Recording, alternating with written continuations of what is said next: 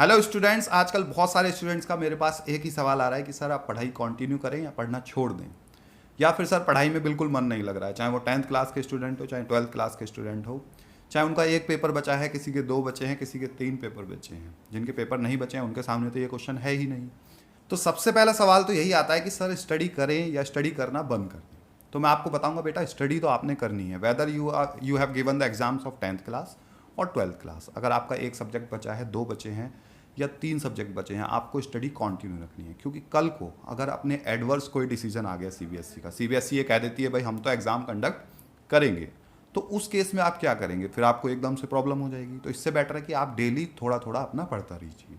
हाँ, ये बात अलग है कि अगर आप किसी सब्जेक्ट में स्ट्रांग है तो आप उसको 2 घंटे डेली पढ़ सकते हैं।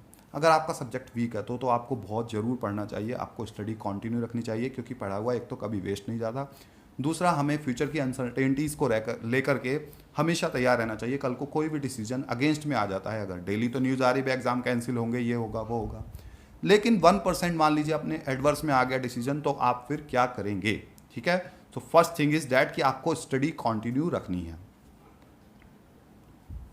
उसके बाद क्वेश्चन आता है सर पढ़ाई में मन नहीं लग रहा। अब पढ़ाई में मन नहीं लगने का रीज़न क्या है? रीज़न यही है कि तरह तरह की न्यूज़ आ रही हैं रोज़। एग्ज़ाम कैंसिल हो सकते हैं, आज सीबीएसई मंडे को डिसाइड करेगी, कोई कह रहा है कभी डिसाइड करेगी।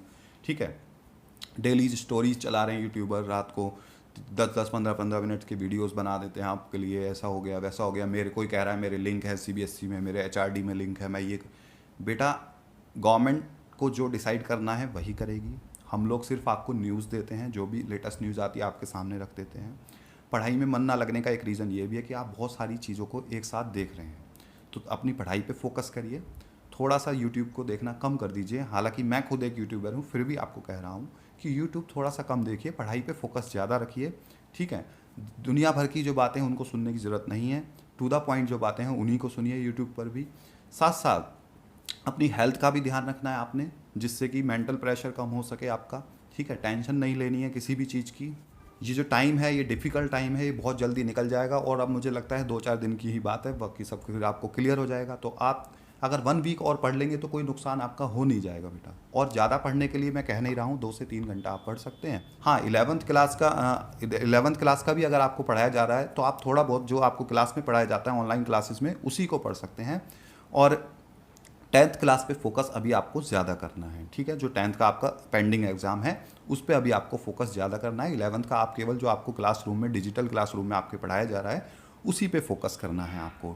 12th क्लास के स्टूडेंट्स को तो अपना कंटिन्यू रखना है सब्जेक्ट ही, जिससे कि, और अगर वो कॉम्पिटिटिव एग्जाम की, जी की या नीट की एग्जाम तैयारी कर रहे हैं तो उसको भी कंटिन्यू करते रहें। क्योंकि जी और नीट बेटा, क्योंकि जी और नीट बिल्कुल भी कैंसिल होने के चांसेस नहीं है। पोस्टपोन्ड हो सकता है जेईई और एनईईटी, लेकिन कैंसिल नहीं होगा, ये बात मैं आपको बता रहा हूँ। ठीक है, तो मेरी तरफ से यही आपको राय है, मेरी तरफ से यही सजेशन है कि अपनी स्टडीज़ थोड़ी बहुत कंटिन्यू रखिए, बिल्कुल पढ़ना मत छोड़िए।